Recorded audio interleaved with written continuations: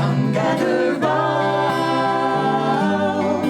let joy sing out today. Dawn now is breaking, and the mountains say, it's only light can make the darkness run. Lift up your head, greet the rising sun.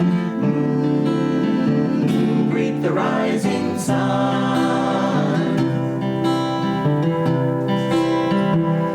Some people think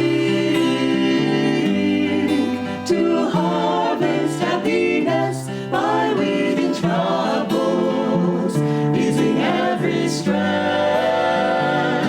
But trouble is that troubles never end. Get rid of one, and you face its friend. And you face its friend.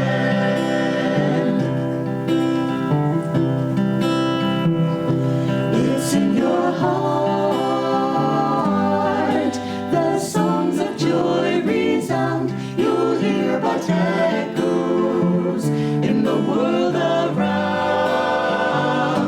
Wind on a hill sounds lonely if you're sad, free if you're free, cheerful if you're glad. Cheerful if you're glad. Friends, come with me. We'll chant of battles won, shots not of anger. Joy will be our gun.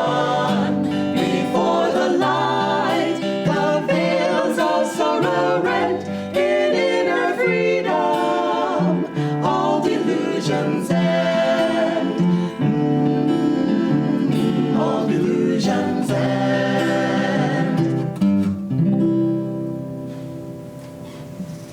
We're very glad to be here to share Sunday service with you all. We have guests from the Expanding Light. We have the post-spiritual renewal week crowd. So thank you all for coming. I'd like to read from Rays of the One Light. This is weekly commentaries on the Bible and Bhagavad Gita written by Swami Kriyananda. And our topic today, this week, is how should we meet our tests? Truth is one and eternal. Realize oneness with it in your deathless self within. The following commentary is based on the teachings of Paramahansa Yogananda. Last week we considered Satan's temptation of Jesus in the wilderness after his baptism by John. We discussed the question, does Satan exist?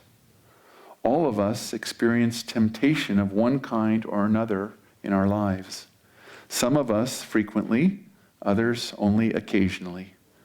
Whether temptation comes to us from our own subconscious or from outside ourselves is secondary to the fact that it does come and that we must deal with it.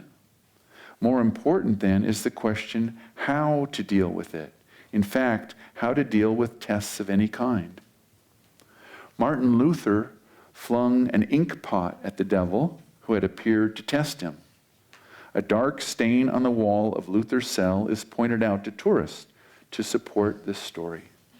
Unfortunately, our trials are not often so summarily dismissed. As a fellow monk once said to Swami Kriyananda, speaking of Satan, if only I could get my hands on him. Jesus, during the temptations in the wilderness, overcame them and thereby set an example for all time by clinging the more determinately to God. As Paramahansa Yogananda used to say, darkness cannot be driven out of a room with a stick. Once you turn on the light, however, the darkness will vanish as though it had never been. Jesus manifested this principle. The Bible tells us, therefore, that at last the devil leaveth him, and behold, angels came and ministered unto him. In the Bhagavad Gita, the point is clarified further by the added explanation that there are three qualities in human nature: sattvic, or spiritually elevating; rajasic or ego activating, and tamasic or spiritually darkening.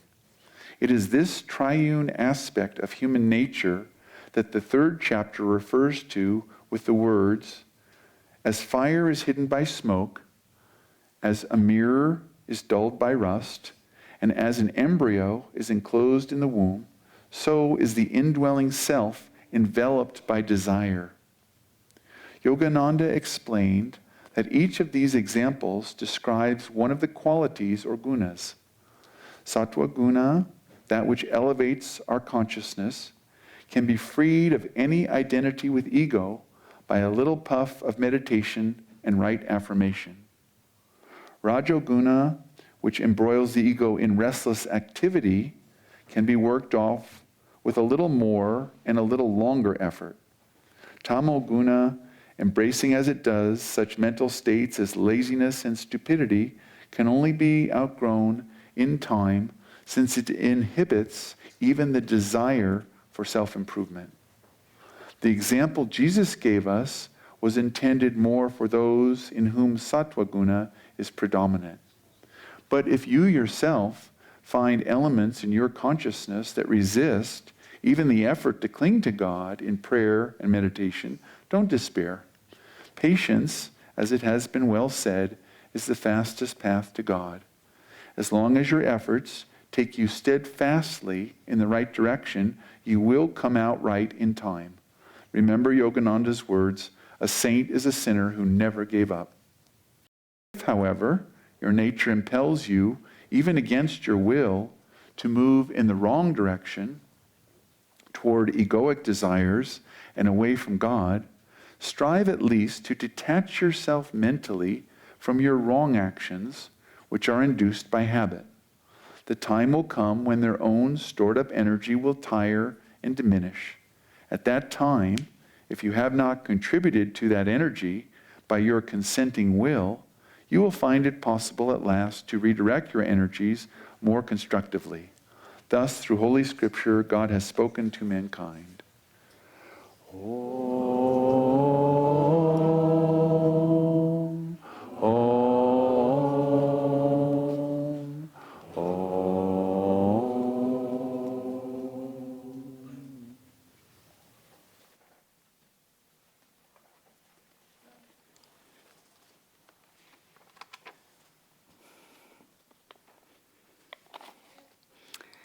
Hello, everyone.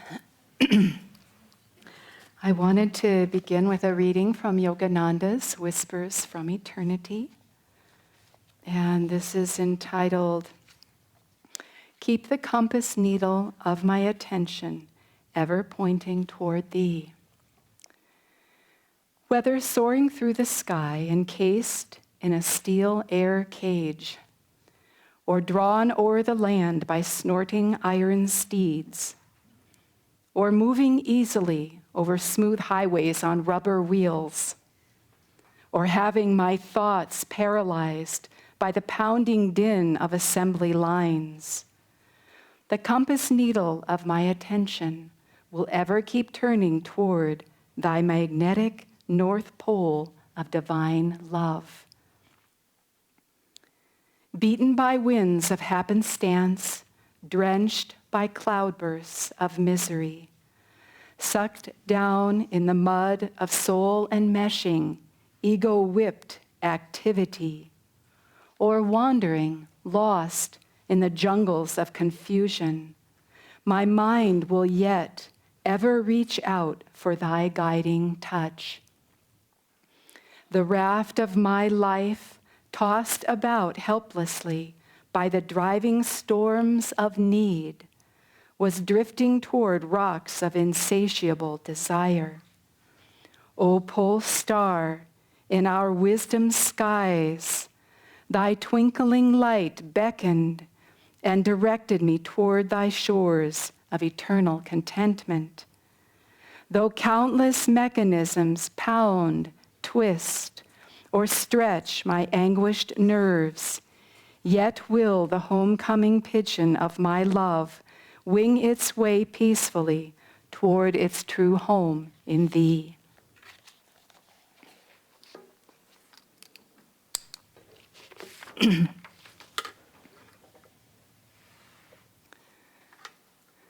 I thought to begin with some words of Kriyananda, some of my favorites, as a prelude to this topic about tests, lest it get too weighty.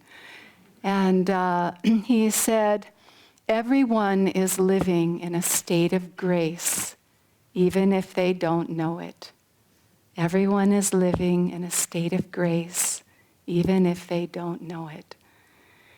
And so, as Swamiji says in the reading, tests we have oftentimes in abundance. They exist. They're part of living on this plane of duality, this plane of opposites, life, death, health, disease, joy, sorrow. They come sometimes in a lot of drama, sometimes very subtly, but very powerfully nonetheless. And tests, if we really think about it, are God's gift to us on this plane, because they help us to smooth out the rough edges.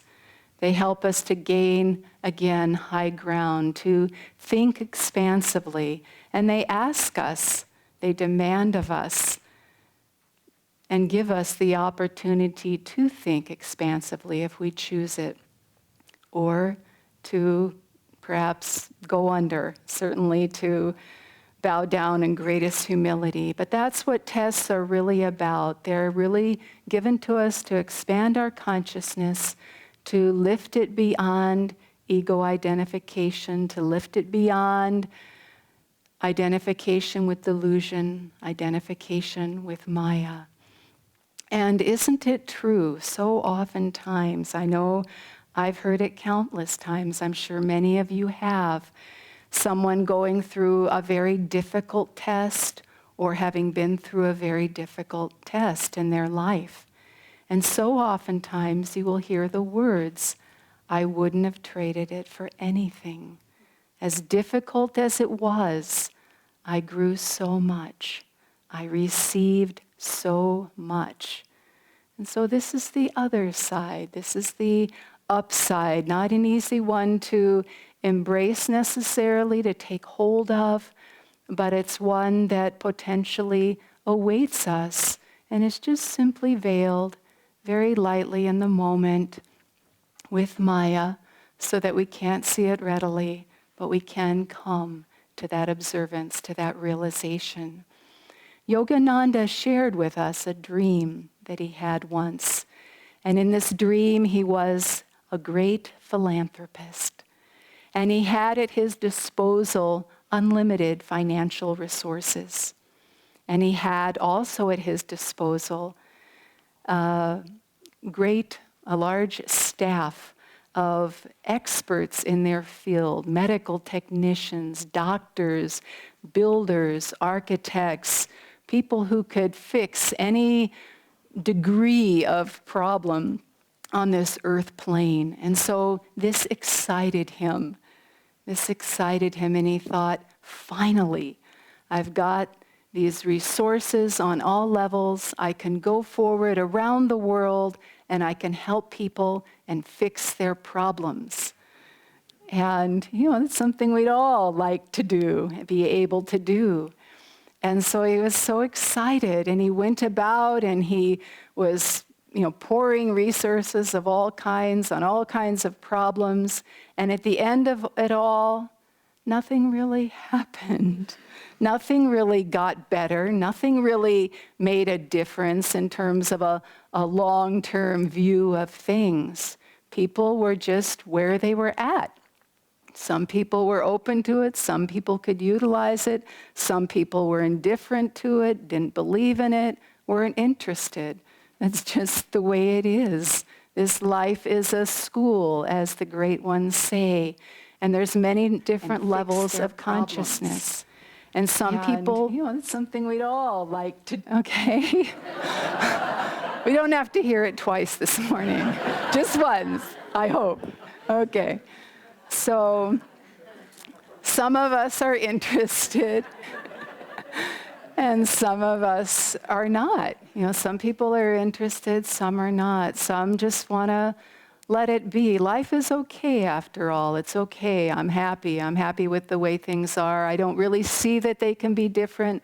I certainly don't want to put out the energy to fix everyone's problems. So some people just go along that. Tests roll into their life. They just accept it as the burden it is. And, time unfolds, time goes by. Eventually these things lose their magnetism, their power, they dissipate after incarnation, after incarnation, after incarnation. But some people are really excited to be in this school of life, and they are the yogis, they are the spiritual aspirants, and we want to learn, we want to grow, we're willing to take what comes. I have a couple friends who, their prayer is, bring it on, Divine Mother. And I can't say I really put it that way, but in a matter of speaking, I do. I truly lay my life at the feet of Divine Mother, but I usually don't put it in the words, bring on the karma. So, little subtle difference there maybe, something I can work on. But here we are in this school of life, and the class that we are enrolled in, what came to mind is achieving liberation, how to do it. And this is what we're here for. This is the classroom of the yogi, of the deep spiritual aspirant. And the masters give us this example of the how. They can blow on it with a puff. Jesus was there. To Satan, he said, "Get thee behind me." And Satan was gone. He prayed, he fasted, he meditated, but that was it. Get thee behind me. And Satan was gone. But the masters, as it says in the festival, they come willingly to embrace limitation, pain, and death for the salvation of mankind. So they come with that willingness to show us how to do it. How should we meet our tests? When Yogananda was coming to America, his guru, Sri Yukteswar, said to him, when you get to America, the challenges you are going to face in organization. And Yogananda said, don't tell me, I know all about it. He could see it all. He could see what was coming and just the challenges, the tests of this physical plane, even when we were trying to do something good and very great. Yogananda, when he had just come to California and he was going to land the organization here, and they found the property at Mount Washington. The price tag on it was $65,000, way more than was even imaginable. And Yogananda was just about to sign the papers. He knew Divine Mother wanted him to have this, but he had no idea where this was coming from, the resources for this. Just about to sign the papers, and God told him, don't do it. Don't do it. You can get it for less. And a realtor agent helped Yogananda, was able to whittle down the price to $45,000, a substantial reduction, but still way out of any resources that they had available to them. But the conditions were $45,000, 3 months, and in cash. That's it. Or it'll go to someone else. So Yogananda, went around trying to rally people's energy. One devotee student came forward, and Yogananda had recently healed her husband. He was going to die. And she said, you have given me this great gift, and I want to give something to you in return. So she loaned $30,000 for the purchase of Mount Washington. And the rest sort of started to trickle in, and it was the night before, 3 months had passed, when Yogananda was told that this was going to cost $45,000, one student really objected and said, this is ridiculous. It would take 20 years to earn this kind of money. maybe. And Yogananda said 20 years for those who think 20 years, 2 years for those who think 20 months for those who think 20 months, and 3 months for those who think 3 months. But here it was. It was right up to the end. It was the night before, and there was $5,000 outstanding. And Yogananda didn't know where it was going to come from, even though he knew that Divine Mother wanted them to have this. He said, I think Divine Mother likes to keep my life interesting. And so these tests would come to him so that we could see the kind of consciousness with which to meet them that we also need to have.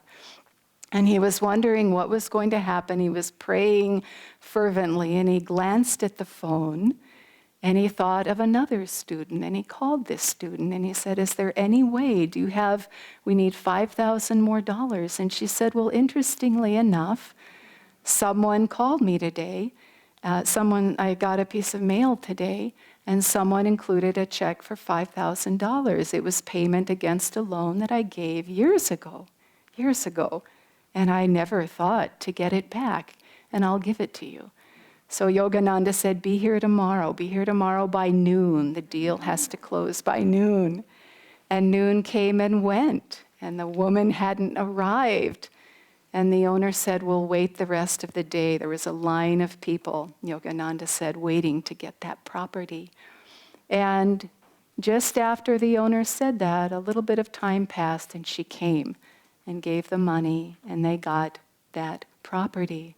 So when we are confronted with tests, what Master is showing us is that we need to come at them with really strong energy, high energy. Don't let them just bowl you over from the get-go, but really try to feel your energy, get a hold of your energy, and do whatever you can, the best you can, to increase your energy to meet that oncoming wave. Be strong in your attunement. These are the things that get tested. The test isn't about the problem. It's about our level of energy, our consciousness. It's about our attunement.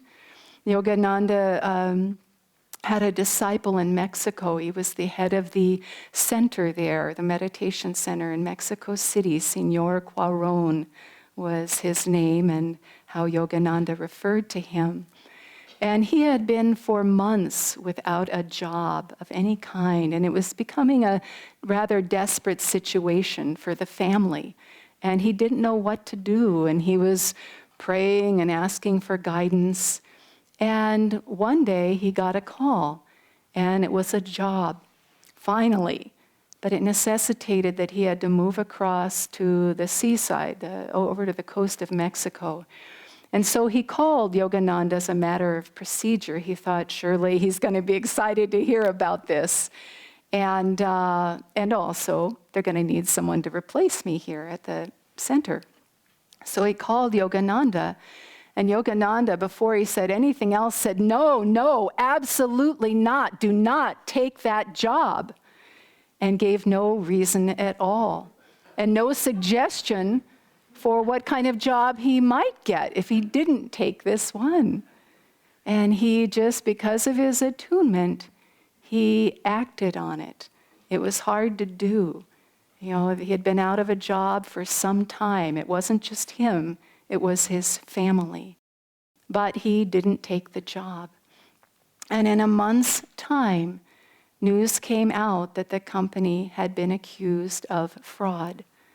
And the people in charge, and in addition, the individual who took that job in Señor Cuaron's stead, were all imprisoned. So, these things come to us, and it's important. Energy, attunement, keep checking with the guru. Don't assume that because it lands in your lap, that's necessarily the answer or the right thing. It might be okay, but is it what God wants? And when we receive tests, to keep that connection so dynamic, to really try to understand, what is God asking of me? What is God's will in this? Because it is an opportunity. It's a priceless opportunity. And if we just gloss over it, some karma may be ensued, maybe just a longer path, a longer journey. But to those of us, Yogananda described the dynamically seeking yogi as the one with the eagle heart. You get tired at some point of this agonizing monotony, as Yogananda described it, and your heart just yearns for that freedom, yearns to soar freely in the skies of cosmic consciousness. So energy and attunement.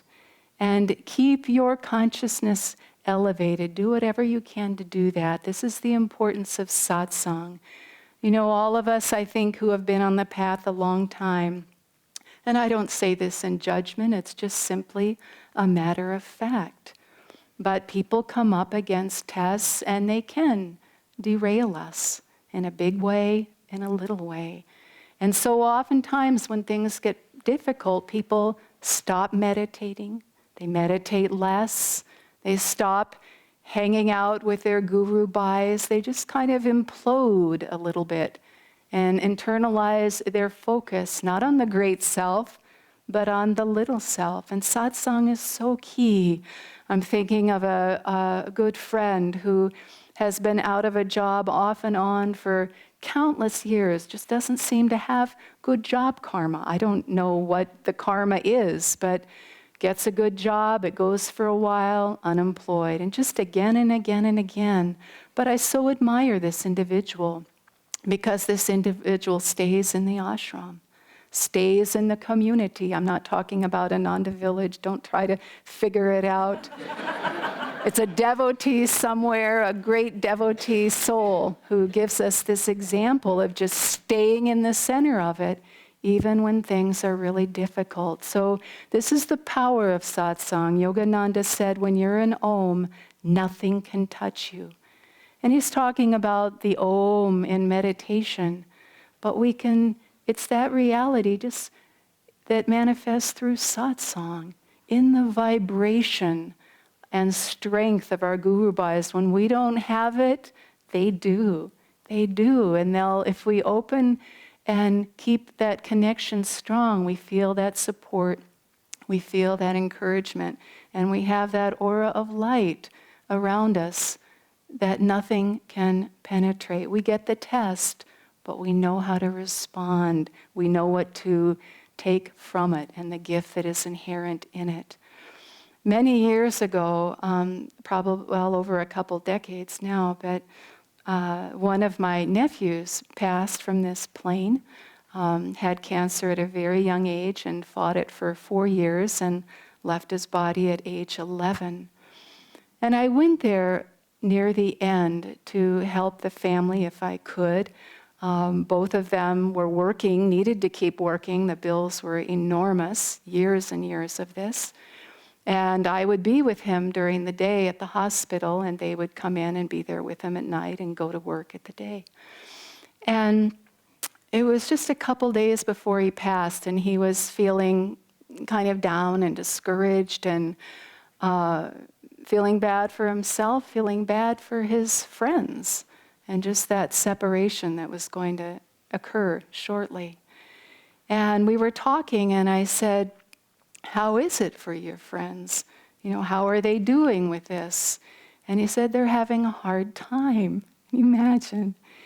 And I said, is there anyone in particular? And he said, yes, my friend Brian. And I said, would it be helpful for you to write him something? Maybe write a note. I can go down to the gift shop. I can get some cards. You can pick one and write something. And he said, that would be a good idea. So I went down, I got some gift cards, I brought him back, he picked out the one he liked, and he asked me to write the letter. And I wanted to read this letter. I've kept it around, I've only read it a couple times really for people, but I felt to today. So he's writing this, and he says to his friend, my nephew's name was Russell, and his friend is Brian. Dear Brian, how are you doing? I'm all right in the hospital, but a little sleepy. I know that you worry about me some, but don't worry too much, because I'm all right. Also, if it will help you feel better, you can come see me if you have time. When I die, if I do soon, don't worry, 'cause I'll be somewhere special in heaven. And sooner than I know it, you'll be with me in heaven, 'cause 1,000 years on earth is a minute in heaven. I know you'll worry and miss me when I'm gone, but just accept it like you did with your uncle. His uncle had passed. His friend's uncle had recently passed. My mom will give you something of mine so you can remember me always. So don't worry too much. Love, Russell. So just a very sweet but very powerful message. Continues to inspire me. Just that relinquishment of ego, of attachment, of personal desire, so that we can receive what is happening in the moment, what is coming to us, what seems to be a big test, what seems to be unfair, untimely, all manner of reasons we could think of why it's not ours or shouldn't be ours. But it's this kind of attitude, this kind of surrender on a very deep level that we want to open up to. When Swami Kriyananda faced the most difficult challenge in his life, the saint Anandamayi Ma wrote to him. She was a friend of his. Accept this as your guru's grace. And it was a very difficult time for Swami Kriyananda. He said it was the most difficult time in his life. And it wasn't easy for him to get his aura around this thought of grace. Many years later, a woman said to him, "You've gone through so much in your life. How do you do it? How do you face it?" And she was saying, "Just so many tests." And he said, "What tests?" He'd just forgotten. They weren't really there on that level of enduring personal pain, certainly. He had transcended that. He had seen God's grace in everything. And when she enumerated them all, he said, "Oh, well, yes, yes, they have been there. But this is the attitude. We are all living in a state of grace, even if we are not conscious of it in the moment." And so be grateful for this grace in your life. Look for this grace. Try to pinpoint it and really glean it from the things that are happening to you. And thank God. Thank God for it.